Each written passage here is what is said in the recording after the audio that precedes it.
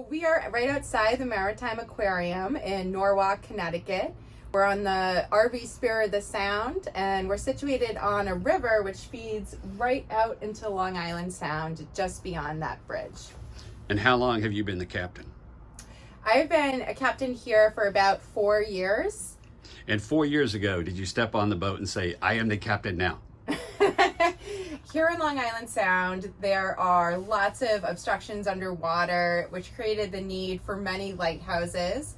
Just east of us here in Norwalk is a lighthouse in Black Rock Harbor known as Penfield Light. That lighthouse was stationed right above a shoal where there's lots of rocks. There was a steamship that ran aground there. And so it created the need for the lighthouse. And there was a keeper, Keeper Jordan, who was one of the early lightkeepers there. And he had a holiday off. So he was rowing to shore and a big storm whipped up all of a sudden in the sound and his boat capsized. And he was hanging on, clinging on the boat, trying to signal to his fellow lightkeepers still inside.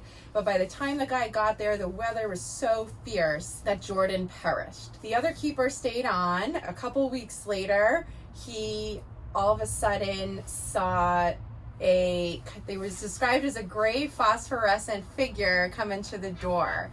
And it was Jordan. And Jordan asked, how is the light doing? How is the, the foghorn doing? And the second lightkeeper answered him because he was so convinced it was him.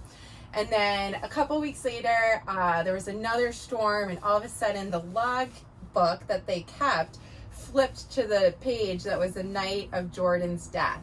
And so it was said to have, the second lightkeeper reported many strange circumstances like this. Another story related to that is that there was two boys that were in a rowboat, also got into trouble in the water, and they were rescued by a mysterious stranger. And when they got back safely to shore, they went to turn around and thank that stranger, and the person disappeared. And so that rescue has been attributed to the keeper Jordan said to haunt. Okay, Captain, that door behind you just closed. Does Jordan do that too? Perhaps, yeah. It goes right along with if our logbook starts flipping, then we might beware. Yeah.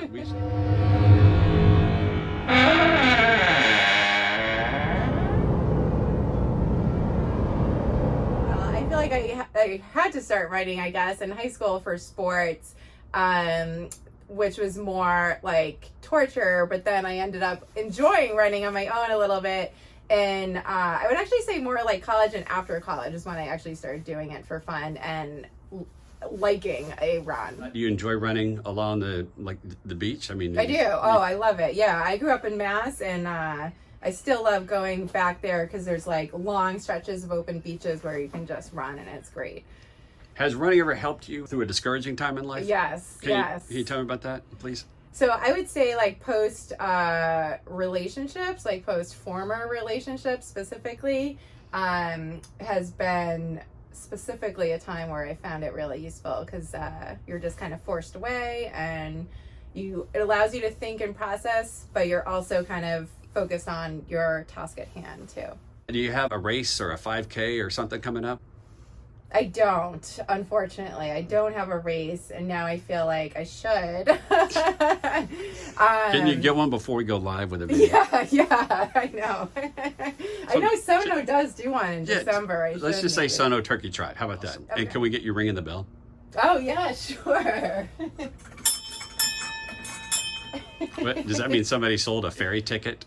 Well, I know this would be, would be like there's a fire, like we need to get off. Oh, yeah. We probably shouldn't have done that. Oh, here comes the fire department right now. Yeah. That's my bad, fellas. Okay.